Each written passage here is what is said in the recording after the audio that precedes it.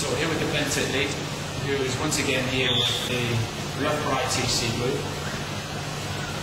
Ben, you do a lot of cross-training, you do a lot of land work in coordination with the work that you're doing in the swimming pool. Tell us a little bit about why you do that, some of the sets that you've been doing this week, and how this week fits into the cycle that you're currently in.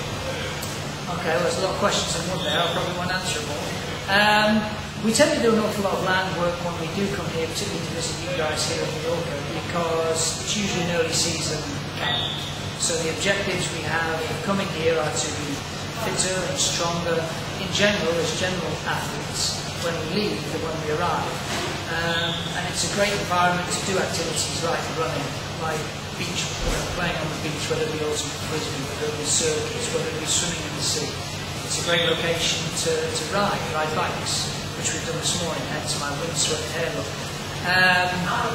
So it's a great place with great weather to do things which may be a little bit more difficult back in England at this time of the year. March, April time can sometimes be a little bit wet and gloomy. So we utilise, I guess, what we have in terms of the sun, good roads and good facilities to do things a little bit differently. It's only for a week. We arrive here on a Monday and on a Saturday, so it's for a very short amount of time. And it's a good change of stimulus for the athletes. Give us an example of the set that you will do that you've done this week. So as an example, on Wednesday we got some bikes. We biked for around 2 hours, probably just under 2 hours if you include the little break halfway. It was around a 35-kilometre ride. Actually, given the statistics we were given today, it was probably more like 40. But we did a decent bike ride. We then came back, did 20 minutes of pre-pool, and then we did what we call our weight swing combo session. So they'll do a certain amount of exercises in the gym, and then follow it up with something in the pool. Usually immediately following that something in the gym, let's say bench press is a very basic example, they will do something like breaststroke arms, or something that's going to be specific to what they've just done in the gym. It might be done with fins, it might be done with a sponge, they might alternate, but we look to do some form of power swimming immediately post the weight exercise, with the rationale being in very simple terms that whatever they're doing in the gym, we're trying to transfer that into functional strength or functional power when they get in the pool. That'll then usually be followed with some form of removal type work, kicking or pulling at 30 below type effort, which aids the removal of the lactate from the body. Let's say if they've gone and dive 35 immediately after being in the gym, they'll then follow that 35 with some form of removal work, then some technique work, a recovery, and then out we get and we'll repeat that. I think we did 5 or 6 sets of that this Wednesday, as an example. Now, you started off your coaching career as one of the youngest coaches on the pool side, with a large group of swimmers in a small pool with limited resources. Tell us how you feel as though you made that group as successful as it did, and therefore your recommendation to coaches that feel as though they are working against limited resources, limited time and so on, to get the most out of the athletes that they have in front of them. Well, I think that the first thing is to say that I was very fortunate. I was based at Titley University, where it's a world-renowned university, so you're going to have senior athletes and good athletes who want to come and actually swim there. So, first off, I get good athletes to work with. I think that's a key point to make. You're right about us not having much pool space and much pool time. Back in the day, we trained out of a 4-lane, 25-yard pool, which was built back in the 20s or 30s. Asbestos room has since been demolished. I'll probably at some point demolish my health with the asbestos. However, I guess what you have to do is just adapt and be smart with what you did have.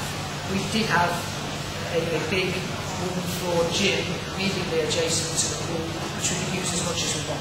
So we did a lot more medical work, a lot more circuit type work, a lot of work that maybe supplemented what we then did in the pool. There'd be sessions where I'd only have 45 minutes, as an example, in the pool. I would say on average we had between 8 and 9 hours of pool time a week. And out of that there was Commonwealth medalists and people who final at the World Champs, and just a year or two after actually won World Championship gold medals. So just being smarter, I guess, with your time, is what I'm trying to say. We probably did a slightly more intense program than a lot of the programs that we currently operate, only because it was my understanding or my feeling that if we only had 45 minutes of pool time, we're better off to condition ourselves doing alternate fast reps, slow reps, fast reps, slow reps, rather than just swimming immediately paced for 45 minutes. I think your body will adapt and get far bigger gains by doing the former rather than the latter. We did a lot of specific speed work, did a lot of stuff on stroke counting and things, because it's easy to do a 25-yard than do a breaststroker, and a lot of the best breaststrokers in the world, from what I've now gathered in the last 10-15 years, did an awful lot of short course training. It's easier to keep your stroke, your speed higher when you swim short course. And certainly if you're a swimmer like a breaststroker or a fly swimmer, it's very easy to have definitive goals on how many strokes you do per length, whether an aerobic set might be 4 strokes a length, a threshold set 5 strokes a length, a heart rate set 6 strokes a length, and a speed set 7 strokes a length. That's a very simple way of explaining it, but just using what you have and making it an advantage rather than it being something that's a detriment to your performance. Now, you've seen a lot of coaches, you've visited a lot of programs. Who are the coaches that you've learned from, and who are the coaches that you've admired and wanted to follow? Again, I think I've been very fortunate through having success very early in my career. The natural path was then to be given more exposure to people who were world leaders or better, if you like. So people like Bill Swindons, Bob Trevines for more endurance type sets, Tim Harrison's for your speed sets. I was fortunate enough to be around those people, if not on a daily basis, certainly on a monthly basis whenever we went for national campus or competitions. And I was always very, very keen to learn.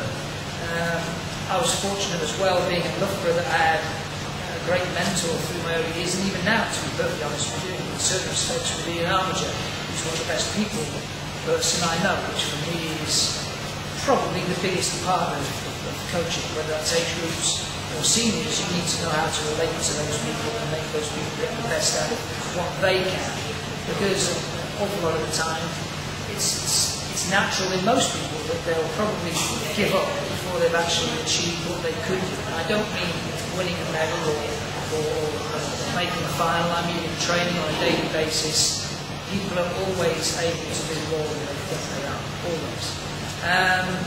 But also being in Loughborough, I was fortunate that in my first 5 or 6 years there, I was based in an office with coaches from all different sports: athletics, volleyball, cricket. No, I didn't know much from cricket, to be honest, but certainly volleyball and athletics. If there was something I wanted to know about power training, I could speak to the athletics coaches. If I wanted my athletes to get better on a track start, I got them to work with the athletics coach for 6 weeks on track starts on land. If I wanted my athletes to be better off walls or be better plyometrically, I could ask the national volleyball coach and we could go down and watch a session. So I was fortunate again to be in a position where those things were available to me. Now they don't just happen. You have to go out and form relationships with people and make them want to help you get better. But I guess that was something that I did